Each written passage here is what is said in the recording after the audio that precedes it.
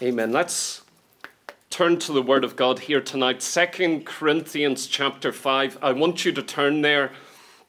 And as you turn there, I want to make an apology. I never apologize for preaching.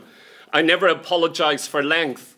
I never apologize for titles or substance or dealing with your heart. But I'm going to apologize here for the title. And I'm apologizing for this reason. I'll give a reason. Because I'm going to use a theological title, which I never do.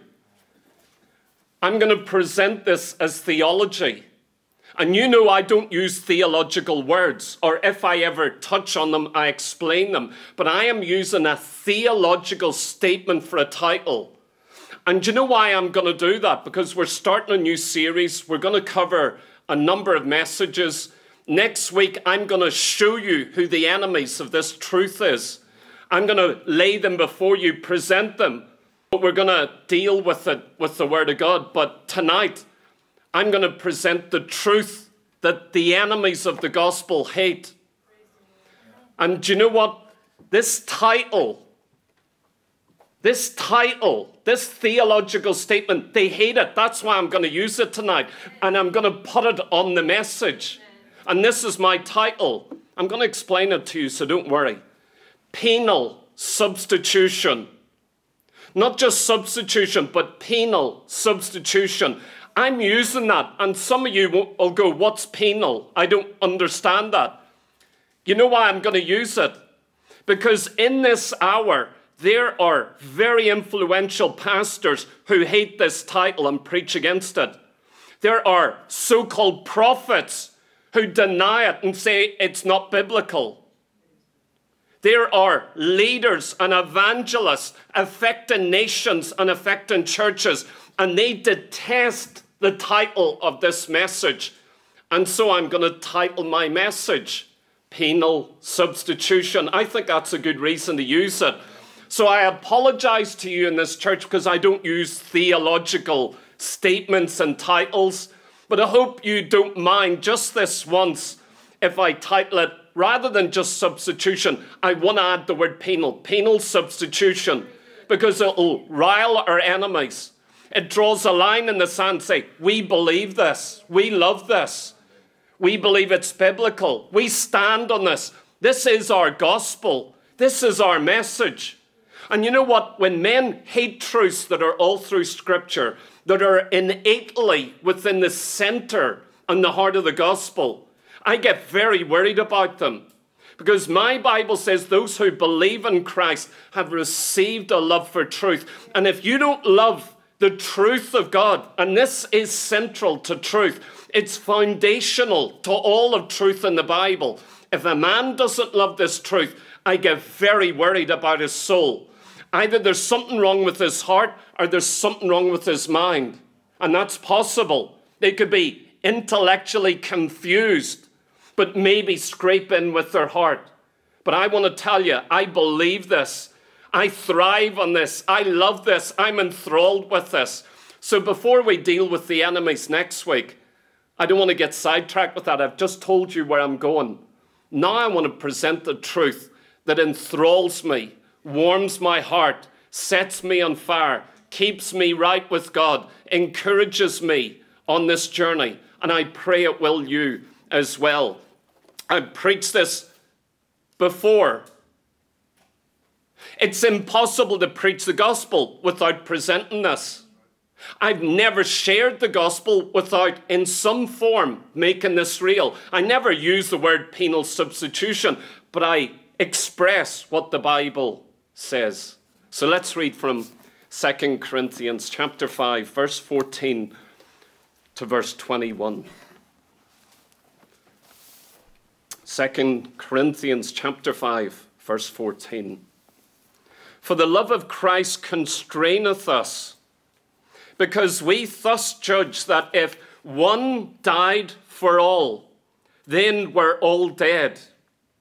And that he died for all, that they which live should not henceforth live unto themselves, but unto him which died for them and rose again. Wherefore henceforth know we no man after the flesh. Yea, though we have known Christ after the flesh, yet now henceforth know we him no more. Therefore, if any man be in Christ, he is a new creature. Old things are passed away. Behold, all things are become new. And all things are of God, who hath reconciled us to himself by Jesus Christ, and hath given to us the ministry of reconciliation, to wit, that God was in Christ reconciling the world unto himself, not imputing their trespasses unto them, and hath committed unto us the word of reconciliation. Now we are ambassadors for Christ, as though God did beseech you by us. We pray you in Christ's stead, be ye reconciled to God. For he hath made him to be for sin for us, who knew no sin, that we might be made the righteousness of God in him. Will you please pray with me tonight? Father, we pray that you'd make this truth very precious to us. Open it, oh God, not just tonight, but in the weeks to come. Lord God, write it upon our hearts, write it upon our minds. Guard it, Lord God, in this church. Lord God, for any man to attack this truth, we innately rise up to speak boldly and with great authority. Lord God, we rejoice in truth. We're glad for truth. This is my salvation. This is my redemption. This is the atoning work of Calvary. This is the work that Christ finished upon the cross. This is the work that God the Father sent him to do on our behalf. And oh God, we embrace it. We love it. We understand it. We read it. We see it. Lord God, we accept it as the biblical teaching that you've given to us by the inspiration of the Holy Spirit. And oh God, we are aflame. We do get angry when men stand in pulpits and deny the central truths of God. Lord God, we rightly have a righteous indignation. We righteously burn, oh God, with jealousy for the truth of God. And Father, I do pray, Lord God, make us a church that stands and contends for the truth of God in this hour. In Jesus' name, please help us, oh God, and encourage us tonight. In Jesus' mighty name, amen.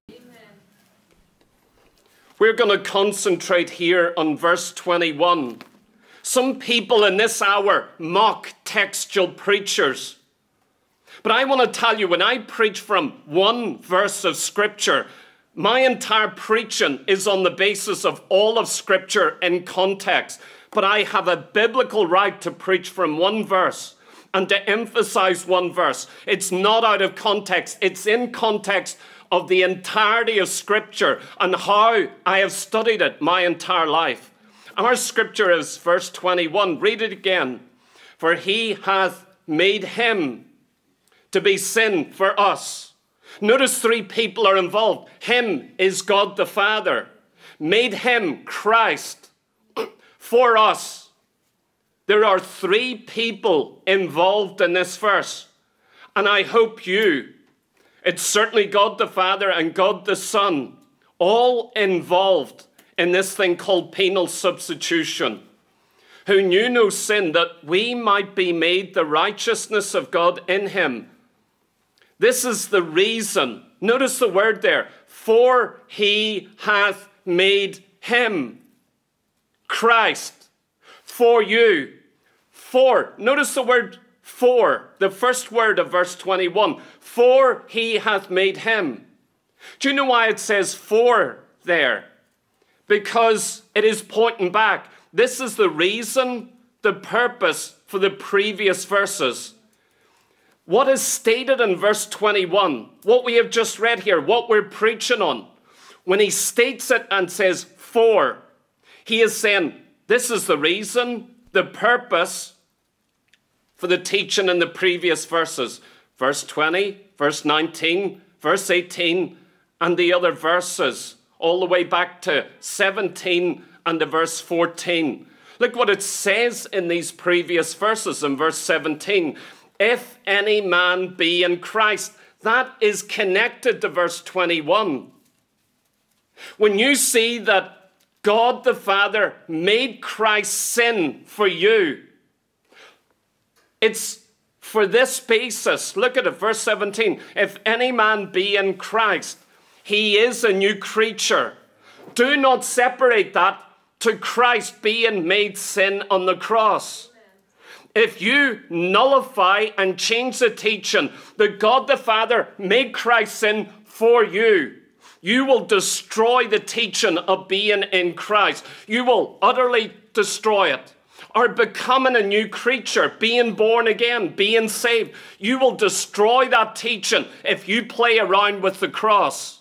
If you change the teaching of what God the Father done with the Son and why he done that. If you start changing that, reinterpret it, deny what the Bible says about what God the Father done on the cross through Jesus Christ, we will see that men are no longer birthed of God. They are no longer new creatures. They are no longer in Christ. If you want a fast way to destroy being anything in Christ, receiving anything in Christ, being changed in Christ, just play games with the cross.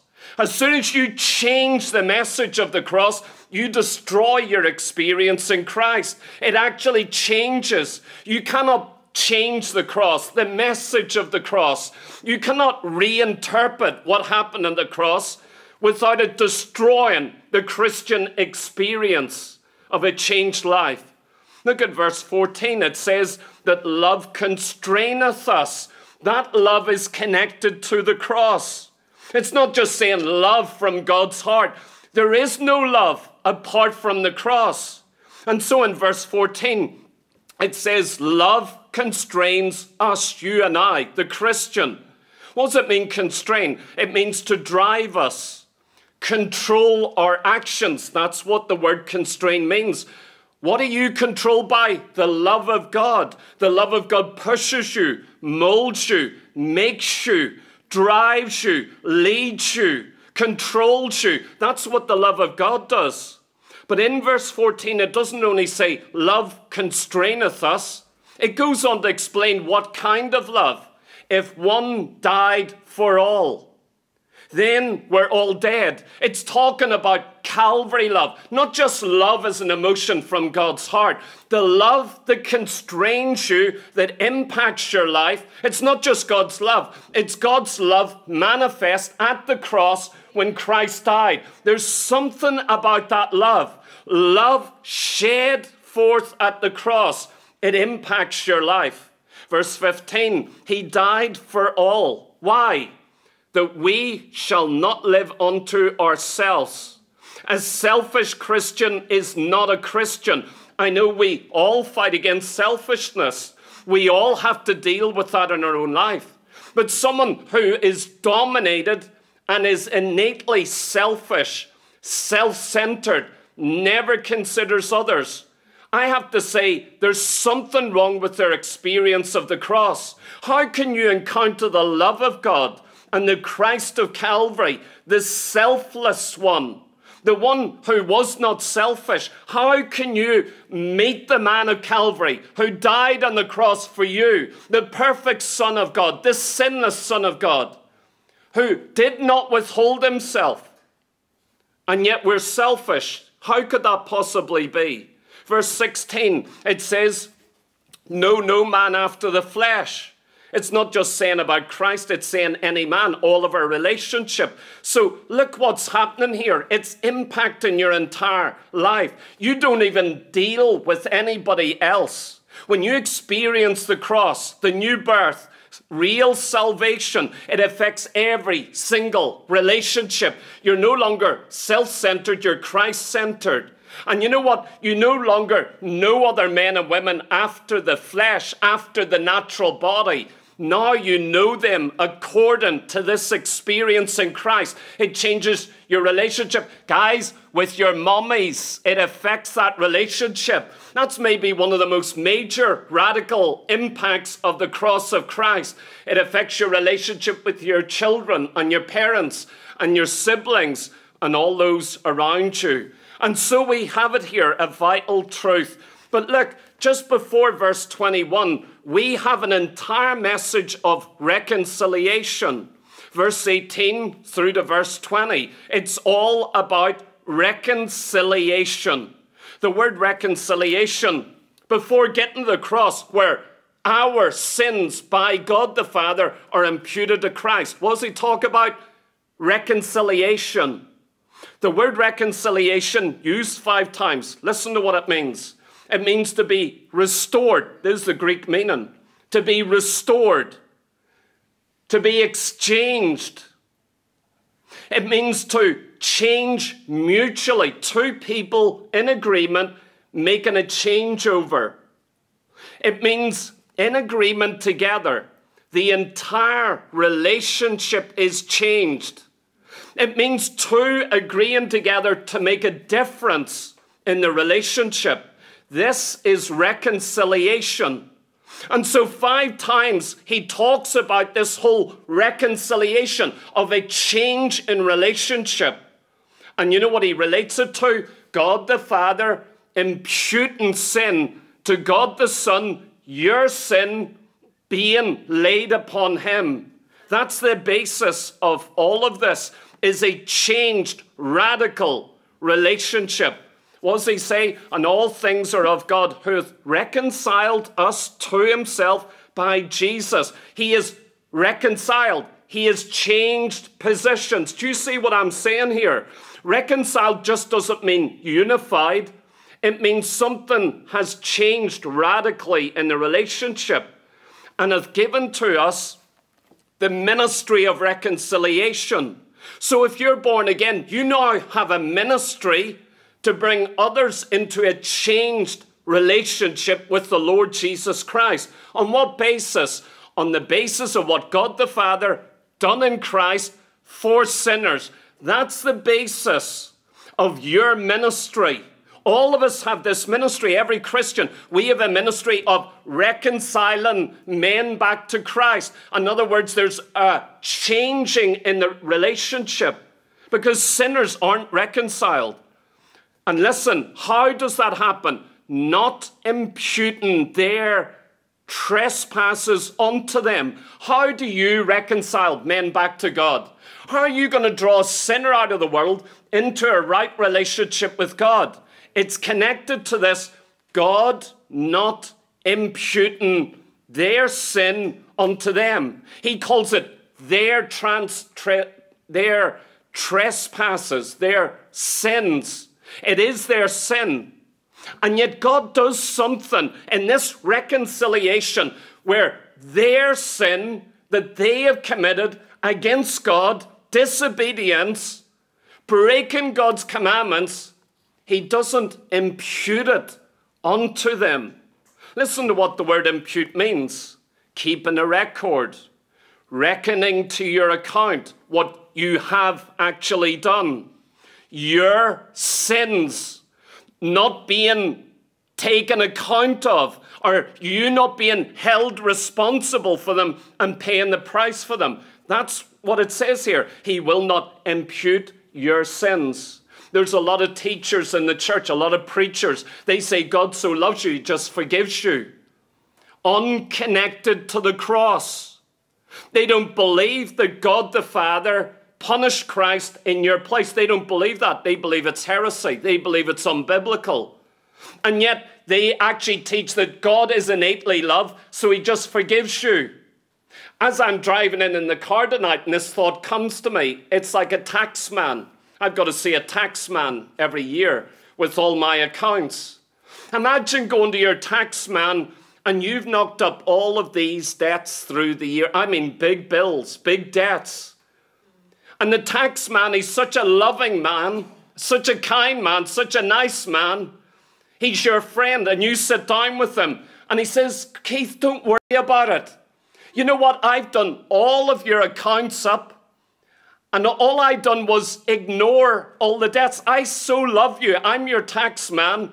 I decided not to write them down, not to take account of them, and just to pretend they don't exist because I love you. I care about you. I hate to think of you carrying these burdens. So I, your tax man, I'm not going to put them on the form. I'll just blank them out. Do you know what I'd be saying to them? Well, that's fine for you to do that. You don't have it written down in my accounts. But those debt collectors are going to come knocking at my door. Just because it's not written down doesn't mean it's ignored. Listen to me very carefully. Where have those debts gone? It's not enough to say, oh, I'm not going to impute or write down sin to your account. Where did the sin go? Where did the debt go? It's okay for you to say, God just so loved you, he's going to ignore your sin. But there's a big problem with that. Where did the sin go? Where is it? Oh, God just forgave you. He cannot do that. That's unrighteous. You know, the tax man, he's a criminal. If he just forgives your sin, he's a criminal. If he just says, I'm not going to put the debts down, I'm not going to write it all out, just you go home and sleep well tonight. I, the tax collector, have wiped it all out. Where did the debts go? Who paid it? Because if I didn't pay it, someone's going to pay it. And a whole bunch of debt collectors are going to come knocking saying, where's our debts? Where's our debt? Oh, the tax collector just forgave me. He wiped it out. Look at the bank account. Look at all the tax files. Look, it says it here. There's nothing in my account. The debt collector's going to go, there's a debt. Someone has to pay it. And you're trying to pretend it's not to your account. I hope you understand what I'm saying here tonight. And so it says that in this work of God, God does not impute sin to us. My message is penal substitution. The word penal is an old theological term. It means to be punished. Penal. It comes from the word penalty. Penalty. In other words, there's a substitution that's the result of a penalty, a punishment. Penal substitution means that Christ was punished in your place for your sins. There was a penalty. There was a consequence to your sin. You weren't just forgiven. Do you hear me tonight? God didn't just so love you that he just said, I'm going to forgive you. I'm God, I can forgive you. Yes, but you wouldn't be righteous. You wouldn't be holy. You wouldn't be good. If you just forgave me because you love me, that is not holiness. He is a holy God. He is a righteous God. He cannot ignore sin. He cannot excuse it. He can't just wipe it out. Something. Where did your sin go? We've got to get to the root of this. And so penal substitution. What does the word substitution mean? You know about, some of you do, football games and all the rest. There's a substitute. If you're the best player in the game and you hurt your leg and get injured, there's always a substitute there. What is a substitute? He steps in to take your place in the game. You're out of it.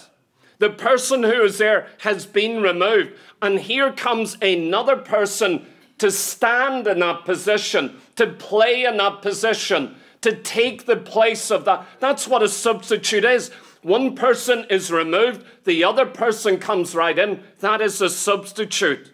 The word substitute is putting one person or thing in the place of another. It's the punishment and penalty which we deserved coming upon the Lord Jesus Christ. It's the consequence of our sin. We're diverted from us who deserved it. You did deserve punishment, you know. To him who did not deserve it. It's the guilt, the punishment has been transferred from the guilty one and placed upon the innocent one. It's a legal statement, a legal action. It's two people changing places, changing their situation legally. It's the transference of my guilt onto him and his righteousness unto me. It is the position of both being changed in this one action in relation to sin, the law, and the curse, as well as God the Father. There's a change. It says in Matthew 20, verse 28, even as the Son of Man came not to be ministered unto, but to minister, and to give his life a ransom for many. A ransom is a payment, and it's for many. Notice the term again. It says to give his life, a ransom for many. The word for there is the word anti in the Greek. Antichrist doesn't mean against Christ. It means someone who comes and takes the place of Christ, a deceiver. That's what an antichrist is. They come in and take the position. So the Greek word anti means in place of. You move in and take the place of. What did we just read here in this verse? Christ came to give his life a ransom for many. Anti-many. Not against many, but for many. In the place of many. He came to pay a ransom, a price. And he took the position of many others. This is all through the Bible. It's again in Mark chapter 10, verse 45. It's in 1 Corinthians chapter 15, verse 3. Christ died for our sins. There are teachers come in the church and they say, Christ just died on the cross because he loved you. But nothing was accomplished there. He didn't suffer for your sin. He didn't take your place. Your sin wasn't imputed to him. He didn't suffer the wrath of God. No, no, no. None of that's true. God just loves you. God just forgave you. God just saved you. I want to tell you, when you separate the real work of the cross, you destroy the gospel message. You utterly tear it apart. Now let me bring you to this one verse, verse 21. I want to expound it. I want you to understand it. I want you to believe it. There's enough power in this one verse to get you saved tonight. If you're not born again, you can put faith in the Lord Jesus Christ and be changed tonight. There are false teachers will destroy the truth of the Bible. Oh, how dangerous false teaching is. Liars, questions that raise up lies against the truth of God. It's soul destroying. It says in verse 21, for he, that is God, hath made him, that is Christ, to be sin for us. God the Father has made Christ, the Son, to be sin for us, on our behalf, to benefit us. God made Christ sin for you, for your benefit, not for himself. We know it's ultimately for his glory, for his good pleasure, for his delight. But why does the Bible say he did it for you? God the Father made Christ sin for you. He did it for you. You couldn't be saved without that. If God the Father did not make Jesus Christ sin, you could not be forgiven. You could not be loved. You could not be in Christ. You could not be a good creature, a new creature. And so we see here, he did it for you the sinner, for you the guilty one, for you that needs a substitute. God the Father done something to the Son. He made his Son sin. Can you imagine that? God the Father, so loving you, he can't just forgive you. He's actually got to make his own Son sin in order to forgive you. He can't cancel your sin. He won't remove your sin. He won't wipe it all out. You know what he's got to do? He's going to make his own Son sin in order to forgive you. You want to know if God loves you? Of course he loves you. Look at Calvary. Look at his Son. Do you see him making the Son sin for you? That's how much he loves you. That's what he thinks of you, that he would allow the Son to become sin in your place. That's how much he loves you. Oh, it was just the Roman soldiers. It was just the Jews. It was just Pilate that done this, that crucified him. It was the high priest. It was the Roman soldiers. It was imperialism. It was the worldwide sinners of that generation. No, it wasn't. What does it say? He hath made him to be sin on the cross at Calvary. Oh yes, the soldiers were crucifying him. But what was God the Father doing? At the exact time where they were betraying him, selling him, condemning him, judging him, nailing him, whipping him, all of those things, piercing his side, God the Father was making him sin. That does not mean making him sinful or making him a sinner. He did not become a sinner. He was righteous. He was God on the cross. He didn't give up his deity. He didn't set aside his divinity. He didn't do that. He was God on the cross. Remember what the Bible says? God was in Christ, reconciling the world unto himself. Where? On the cross. God was in Christ on the cross. God was there in Christ, reconciling as he suffered, as he died. It wasn't just a man there. He was God manifest in the flesh. He never gave up his deity. He was absolutely God, but he was also absolutely man. He died as a man in the flesh, in the body, not in soul, not in spirit. His deity didn't die. That would be impossible. His body died. His physical flesh died at that time on the cross. Listen to what it says in Isaiah 53 and 5. But he was wounded for our transgressions. Why was Christ wounded on the cross? Was it a mistake? Was it a tragic accident? Was it the result of man's sin? Hating him, crucifying him, lying against him? No, the Bible actually says he was wounded for our transgressions, my sins. That's why he was wounded on the cross. Not because a Roman soldier hated him or someone lied about him. Oh no, it was for my sin here tonight. He was wounded for my transgressions. He was bruised for our iniquities. Why did he get wounded on the cross? Why was his body plummeted? Why was it bruised? Why was it hurting, bleeding, suffering? Because of your iniquities, your real sins that you've committed in your life, in thought and word, in action and deed, against others, against yourself, against God. Because of those sins, he was bruised on the cross. You want to know why he died on the cross? Because of your sin. Your sin nailed him there. Your sin held him there. Your sin poured out the wrath of God upon his head. It was your sin. The chastisement of our peace was upon him, and with his stripes we are healed. All we like sheep have gone astray, and we have turned every one to his own way. And the Lord hath laid on him the iniquity of us all. What happened on the cross? He took all of our sin, not one man's sin, not thousands, not a million. He took our sins, all of our sins, all of our transgressions, all of our wickedness, every evil thought, every wrong word. He took all of that, and what did he do? It was laid upon Christ in one moment, in one place, at one time, for one purpose. It says, with his stripes we are healed.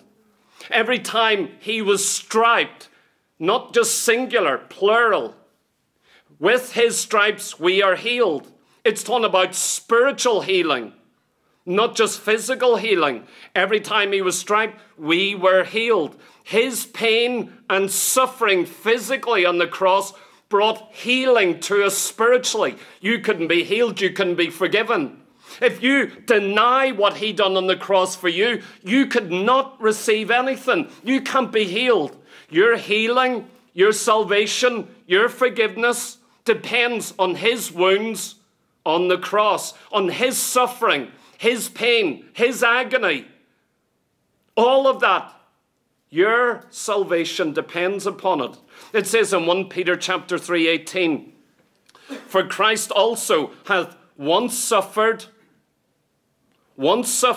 never to suffer again, for sins for sins. Why did he suffer? For sins. Saints, this is why I get angry at false teachers. I get angry at men who are filling pulpits, who should know better, who deny penal substitution. I get angry because this is innate to the gospel. It is at the heart of the gospel. It is central to the gospel.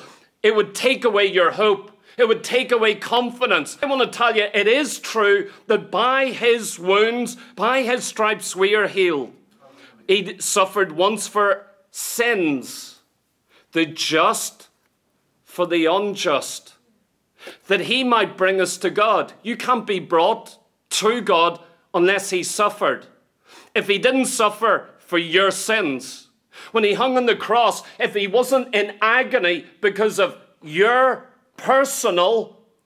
sin, if that didn't happen, you can't be brought to God. He can only bring you to God when he suffered. When we remove the cross from the preaching of the gospel, we have no gospel. When we deny substitution, we destroy the new birth. It's heresy. It's dangerous to deny this truth, that he might bring us to God, being put to death in the flesh, but quickened by the Spirit. Notice this is not the work of man. It wasn't Roman soldiers or Jewish Pharisees that done this.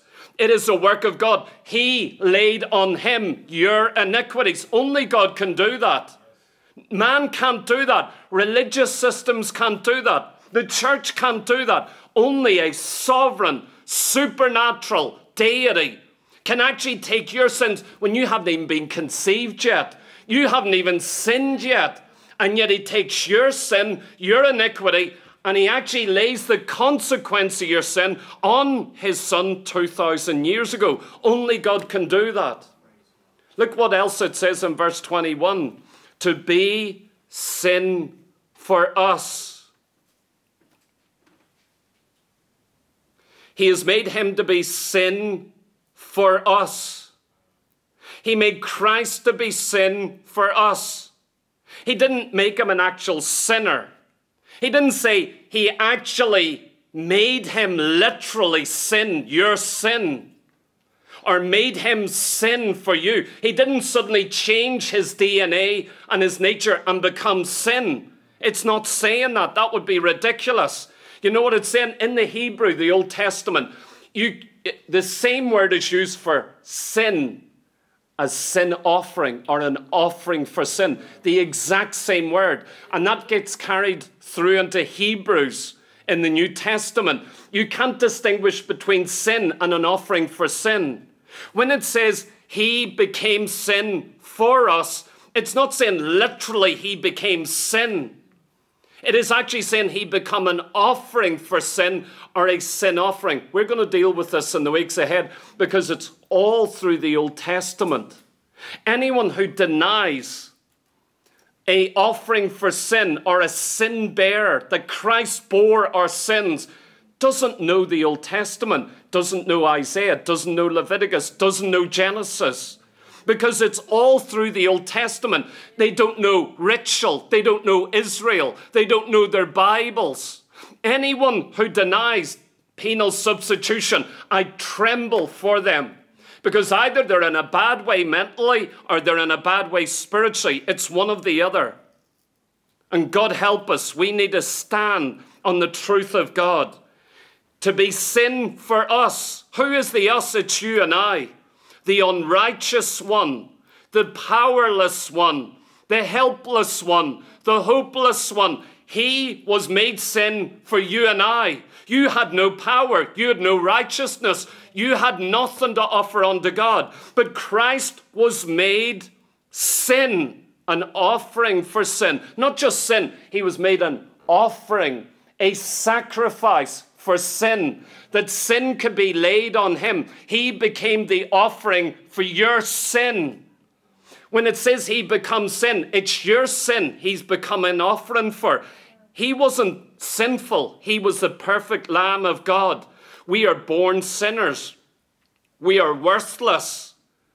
So it's not just sins that he died for, but for sinners.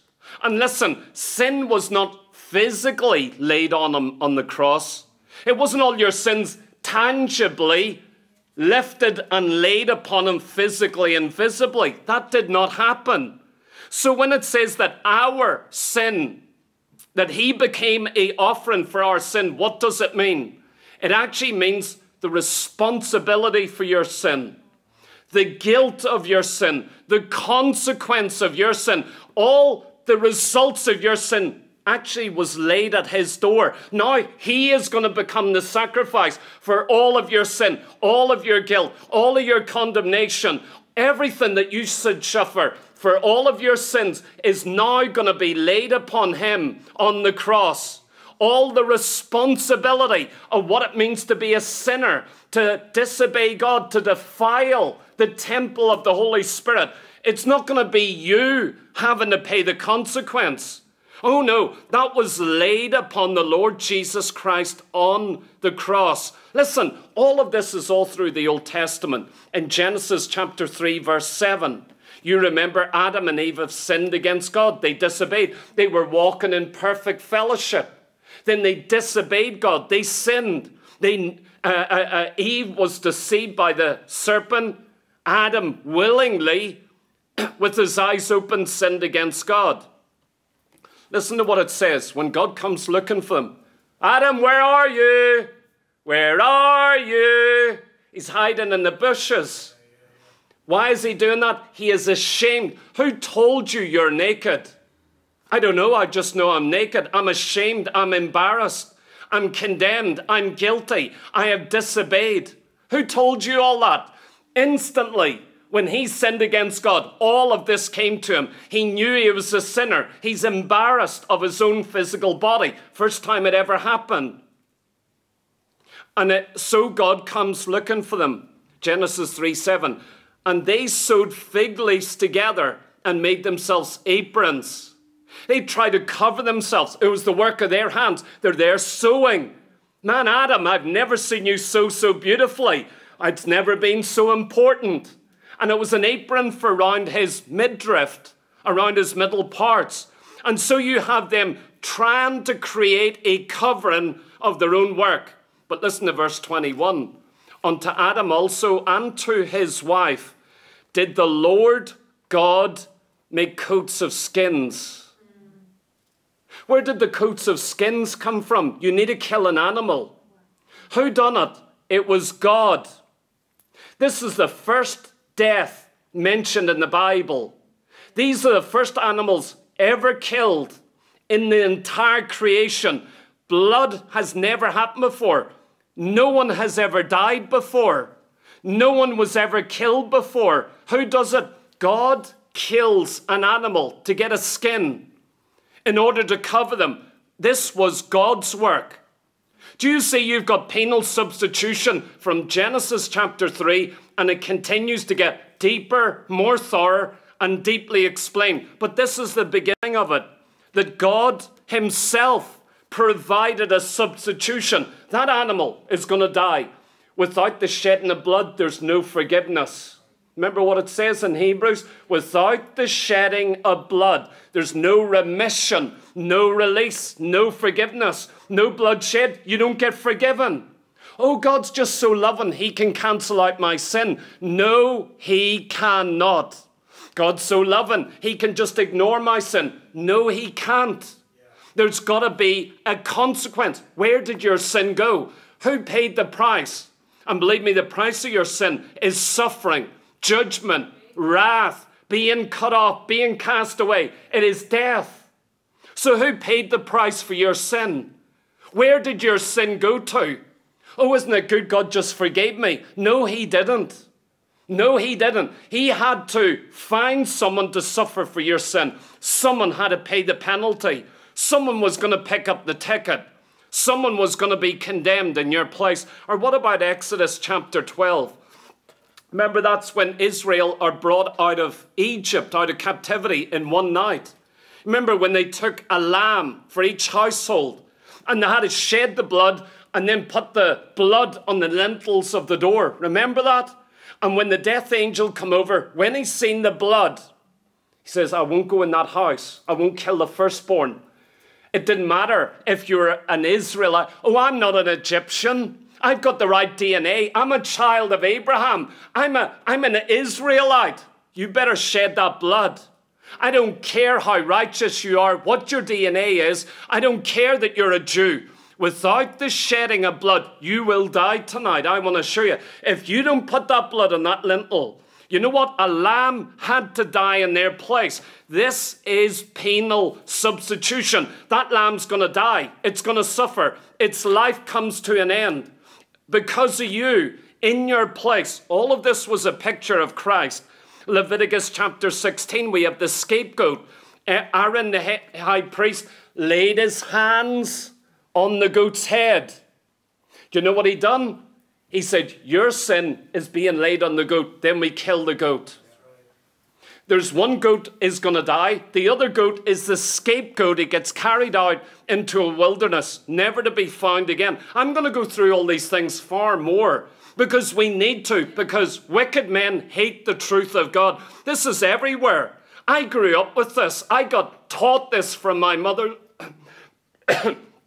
from my childhood, how that all of these Old Testament things are symbolic concerning the transferring of our sin to an innocent animal in preparation for the cross. God spent thousands of years trying to teach us through types and shadows and events and history in the life of Israel so we would be prepared for the cross. He takes our sin, places it upon Christ on the cross in his body. There is punishment for sin. There is wrath. Remember what John the Baptist said. Who told you to flee from the wrath to come? The modern preacher says, there's no wrathful God. There's no angry God. There's not a God that hates sin. We shouldn't be sinners scared of an angry God. God's a loving God, not an angry God, not a hateful God, not a God that wants to punish us. What Bible do you read? Do you know when you read the Bible, you see there is punishment, there is wrath, there's indignation, there is suffering for sin, there's rejection for those that do not repent. There's an affliction from the hand of God as a result of sin. Blood is the symbol of substitution. It says in Isaiah 53:10, yet it pleased the Lord to bruise him. Pleased the Lord. He was actually pleased to bruise his son for your sin. It pleased God. It made him happy, delighted, satisfied that he could bruise his son in order to save you. And he put him to grief. God the Father put his son on the cross to grief for your sin.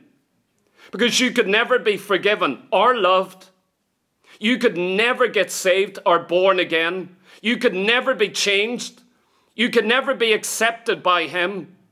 Do you know how he done it? He put his own son to grief. He bruised his son. Oh, I thought it was the Jews. I thought it was the Roman soldiers. No, the Bible constantly says, he, God the Father, bruised him for you. God done that. On the cross, it wasn't just Roman soldiers. God the Father was on the cross, bruising his own son.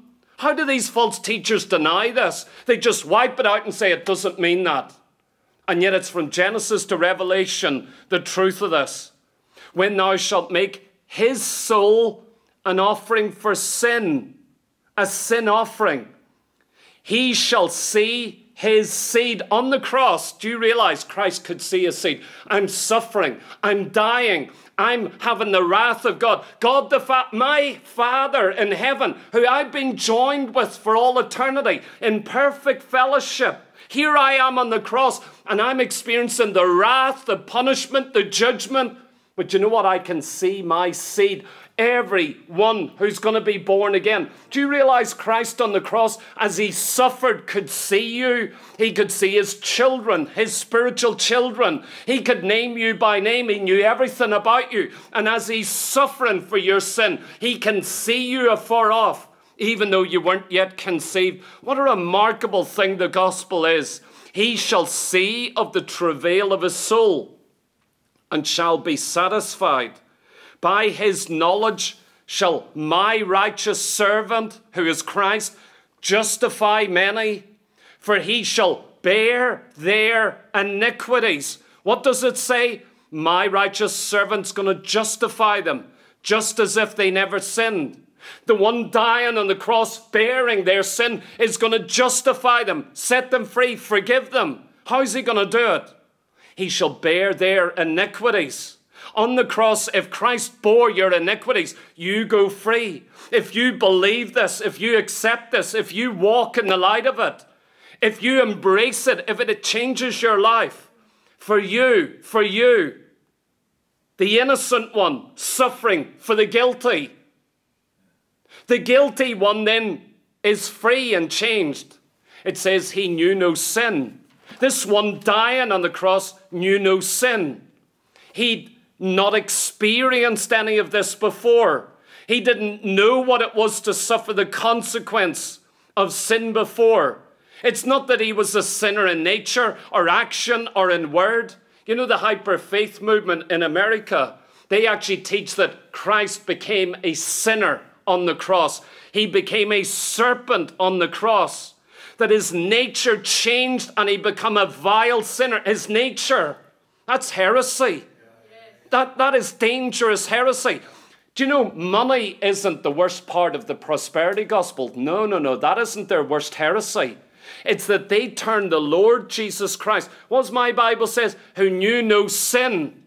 Benny Hinn, Copeland, all the rest say he became a sinner. Joyce Meyer as well. He became a sinner on the cross. That's an abomination. You know what my Bible says? He knew no sin. He was my righteous servant dying on the cross for your sin. What heresy has come into the church in our lifetimes? He was the sinless, perfect Son of God. What about Galatians chapter 3:13? It says, God has redeemed us from the curse of the law. God has redeemed us from the curse of the law. Where? On the cross. You don't need to go through years of inner healing, casting out of demons, breaking of curses. You don't need someone to come and say, renounce. You need to renounce all these curses over your life. Poor Rory was a Freemason. Who knows what his father was? Can you imagine if you've got to go back to your family? Before I can renounce and break the curses over my life, over my children, over my future, I've got to know all the facts and details. God help you then. God help you. That you've got to go back. Do you know there are prostitutes in Christ's DNA line? Do you know if you trace back his family line, there's prostitutes. There's even Ruth the Moabitess. How terrible. She was a Moabitess, an enemy of God. You start to find adultery. You find incest. You find rape. You find every vile sin in that family line. Are you saying that Christ had to renounce all these things and break all the curses? Can you imagine all the curses that would mount up? There's so much foolishness in the church of our day.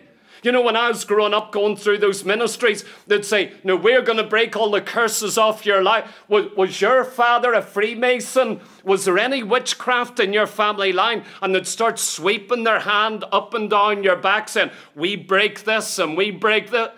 Where do you get that in the New Testament?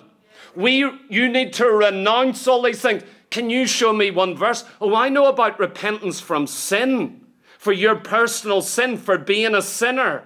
But to renounce and to break all these things, where do you get that? You know, you only get the teaching of the breaking of curses in the book of Genesis. It mentions it briefly, and I'm dealing with it right now. If you want to live under the law, remember that's old covenant. Blessings and curses, you're under law. You're in the old covenant. You're in the wrong covenant. There's no breaking of curses, blessings and curses under this new covenant. Listen, Galatians 3:13. Christ has redeemed us, purchased us from the curse of the law, being made a curse for us. Not only was Christ made sin, or an offering for sin for us on the cross, he was made a curse for us. Why? To break the curse. to break the curse. Do you know what? We don't renounce curses. We don't break them with the sweeping of a hand or going through a Derek Prince course or going into your family line to find out what all the sins of your fathers were. Oh no, we don't do that. You know what we do? We go to Calvary. We go to the cross. We see that Christ was made a curse for us. He became a curse. All the breaking of the law, he says, this is for you. This is for you because you're all guilty. You're all guilty. Who hasn't broken the law? Who isn't under the curse of the law? So what's the remedy of that? It is that he became a curse for us on the cross. For it is written, cursed is every one that hangeth on a tree, that the blessing of Abraham might come on the Gentiles. Oh yes, we know how to get you into the blessings. We're going to break the curses. No. Hold on. It is Christ becoming a curse on the tree, on the cross. He become a curse and you believe the gospel. That's how the curse is broken. That's how you get into the blessings of Abraham or the blessings of the Lord Jesus Christ, that we might receive the promise of the Spirit through faith. Man, I feel like I could preach for 3 hours here. But again, verse 21, it says, and this is it, listen to me. Why did God the Father make Christ the Son sin for you, curse for you? Why did he do it? Verse 21, that we might be made the righteousness of God in him. You can't become righteous if he is not your sin offering, if he's not your substitute, if he did not take your place, you cannot become righteous. The reason why God punished him on the cross, delighted to bruise him, to wound him for your sin, he did that for a reason, that you and I might be made the righteousness of God in him. That's God's plan. If you don't feel righteous tonight, you need to hear what I'm saying. You need to know this is God's plan in salvation, that you become the righteousness of God in Christ Jesus. If you don't feel righteous, if you don't believe and know that you're perfectly righteous in Christ, the devil's playing games with you tonight. You're being undermined by guilt and condemnation. You're actually living in the light of sin rather than understanding what was done at the cross for you. He says, that we might be made the righteousness of God. Might be made. The word made there means to produce, to construct, to fashion. So God is fashioning, raising up, producing a life that actually is the righteousness of God in Christ Jesus. It's not just that he gives you righteousness. You become the righteousness of God in Christ. If you're in Christ, if he has atoned for your sin, you become righteous in the Lord Jesus Christ. It is a free gift. It is a work that God does. The righteousness of God. You're not only made righteous, but you become God's righteousness. That's what the Bible says. What is God's righteousness? What is God's righteousness? It's his righteousness. It's not yours. This isn't you doing everything right, producing a nice Christian life and saying, see, God, I'm righteous. Oh, no. He says you become the righteousness of God. God has, can you imagine what God's righteousness is like? What is God's righteousness? It is Christ's righteousness. It says in Romans chapter 5, verse 19, about Christ's obedience. Do you know that Christ's obedience is God's righteousness? It's talking here about a righteousness that is God's, that is Christ's, but he makes it yours. He gives it to you in such a way that this is what you become. It's not mere theory or theology or doctrine. This is a practical reality where you go, this righteousness that is God's becomes so mine, so innately mine, it changes who I am, my identity. I self-identify now as the righteousness of God in Christ Jesus. Who are you? I am the righteousness of God in Christ Jesus. Saints of God, we've got fools all over this city, a nation and world of ours, self-identifying as a dog. I'm a dog. I think I'm a tree. Some guy saying, I'm a woman trapped in a man's body. How ridiculous. What I'm telling you is not ridiculous. It's not a thought. It's not imagination. This is the truth of God. You are my righteousness. And you know, we go, I can't believe that. Oh, amen. That's in the Bible. You walk out of here and you go, I feel guilty. I feel condemned. I feel so short of perfection. Do you know God has made you this in Christ? Are you born again tonight? Are you in Christ? Have you come to faith in him through the blood, through what he done on the cross? Then you are righteous tonight. When he looks upon you, he no longer sees the sins that you have done. He sees the righteousness of his Son. You are made righteous in Christ Jesus. This isn't hyper faith or positive confession. This isn't denial of sin. You know I preach against sin. We deal with sanctification. It doesn't deny that. But this is the foundation. This is what happens day one when you get born again. You don't realize it. You don't understand it. But instantly, you become righteous. There is a gift here that God gives to you. It's all through the book of Romans. It says that, for I am not ashamed of the gospel of Christ, for it is the power of God unto salvation to everyone that believeth, to the Jew first, and also to the Greek. Then listen to what it says. Talking about salvation. For therein, in the gospel, what is in the gospel? What's he going to say? Is the righteousness of God revealed from faith to faith. Where do you get this righteousness of God? It's in the gospel. Have you missed this part of the gospel? Where in the gospel, when it comes to you, he reveals his righteousness through the gospel so that it becomes you. It wasn't yours before. It is the righteousness of God. It is, what did I say in Romans chapter 5 verse 19? It says this righteousness is Christ's obedience. For 33 years he lived on the earth. He never said one wrong word to his brothers or his sisters. He done everything his mother told him to do. He grew up under a godly father in that home. He walked 33 years. He never sinned in thought or word or deed. You want to know what righteousness becomes our gift in salvation? It is a perfect righteousness. It is a robe of righteousness. It is the gift of his righteousness. In salvation, he offers to you. Where did your sin go? On the cross. He become guilty because of your sin. Now he's taken his righteousness. Do you see the changeover that comes in this? There's substitution. There is an exchange. There's a changing of positions. There's a changing of a place. And so Christ is on the cross. Your sin is being laid on him. The Father is actually wounding him because of your sin. But what is he doing with you? You don't deserve this. But because of the cross, because he become your sin bearer, now he says, I reckon you to be righteous. I call you the righteousness of God. I give you the free gift of perfect, absolute righteousness.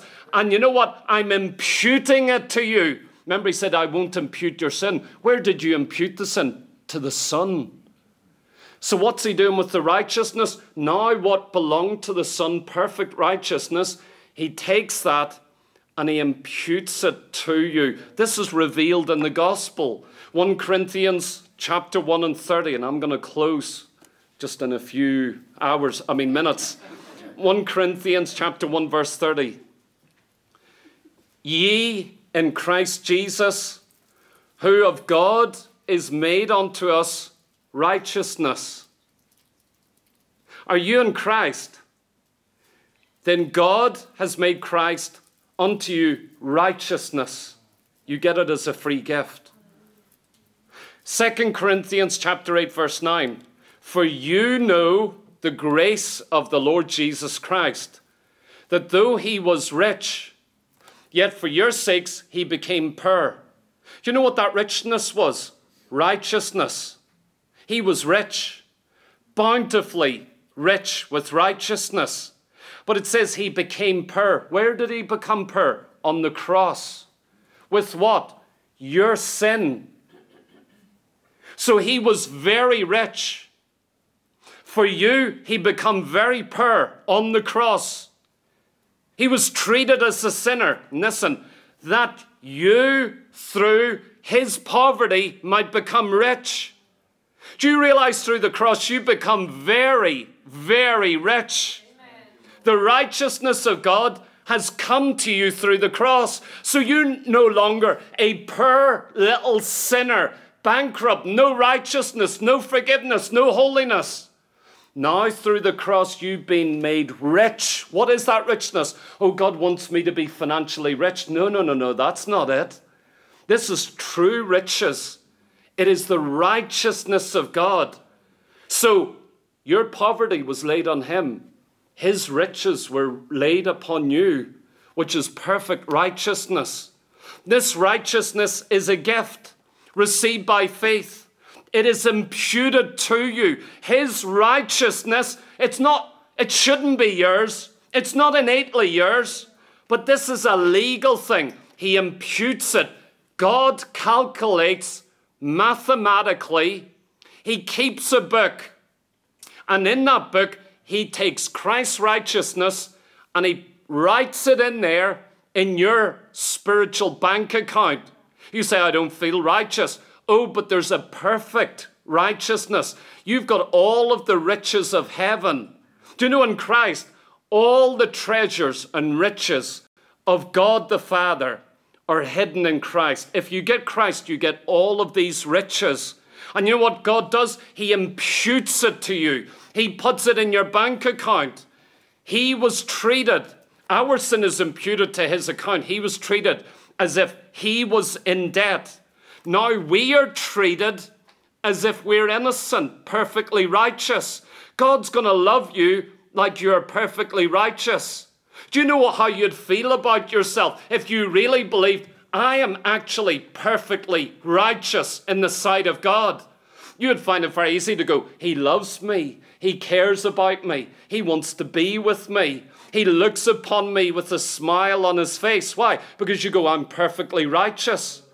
But when we sin and disobey and the devil comes in and goes, you've messed up and there's no hope for you and you can't live this life and where are you? And God doesn't love you and God hates you and it's all over.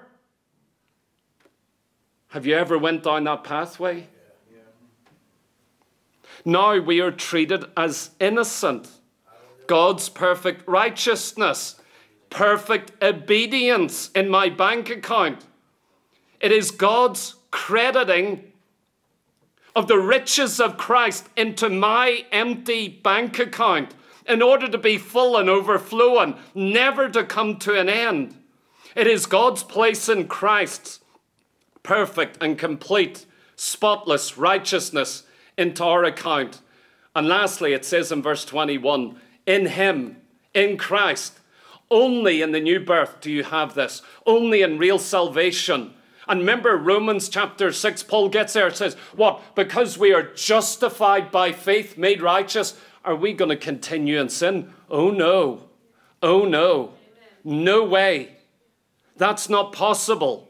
Sinners will go to hell. Someone who turns their back on God and lives their own life, they will go to hell. Don't let this deceive them or lull them into spiritual sleep. If you determinedly go in your way sinning, this truth ought to inspire you, give you a foundation to live righteous and holy.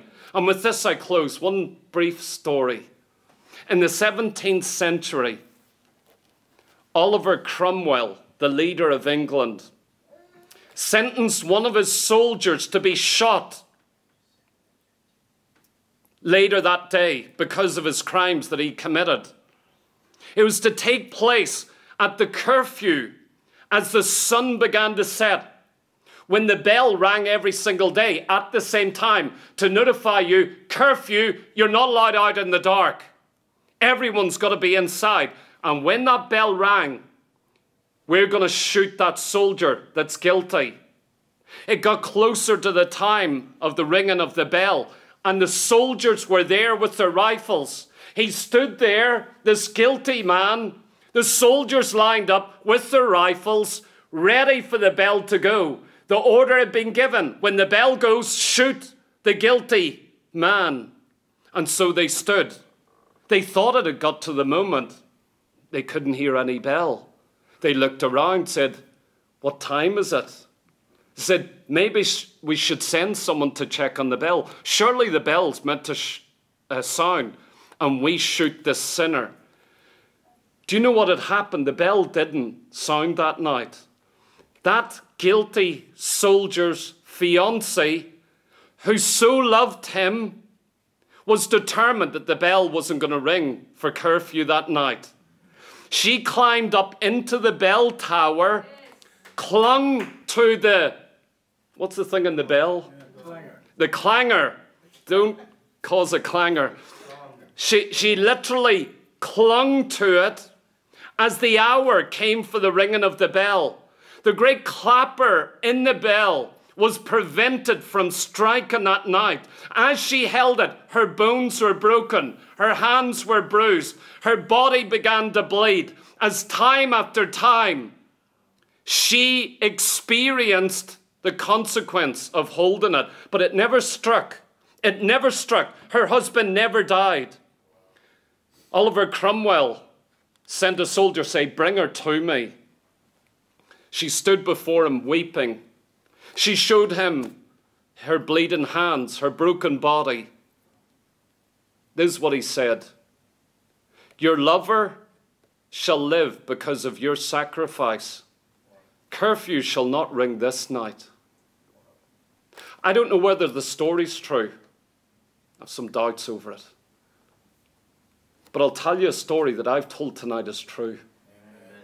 And there's one at Calvary who became sin, became an offering for sin, for your sin. Your sin wounded him, bruised him, that you could be healed, that you could be forgiven, that you could be atoned for, that you could go free, that you could become the righteousness of God in Christ. You could never have become righteous if he didn't become your substitute on the cross, changing places with you, that he could stand in your guilt and suffer your punishment while you would stand in the place of his righteousness and walk free into a relationship with God the Father.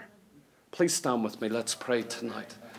Lord Jesus, thank you, our God. Father, we're lovers of truth tonight. We love you. We thank you for the truth of God. This thing that we have spoken is no lie, it's no deception, it's no falsehood. It is biblical from Genesis to Revelation.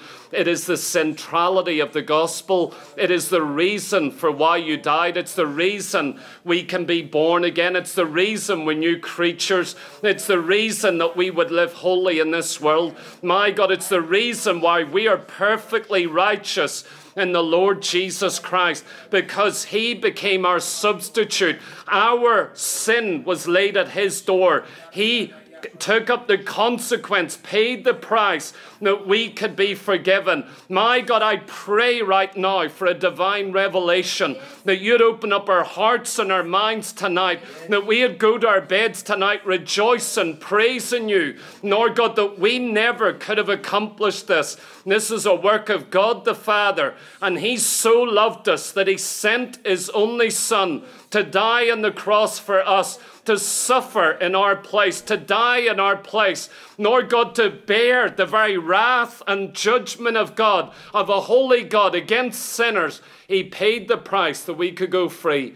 And we love you tonight in Jesus' name. Thank you, Lord Jesus.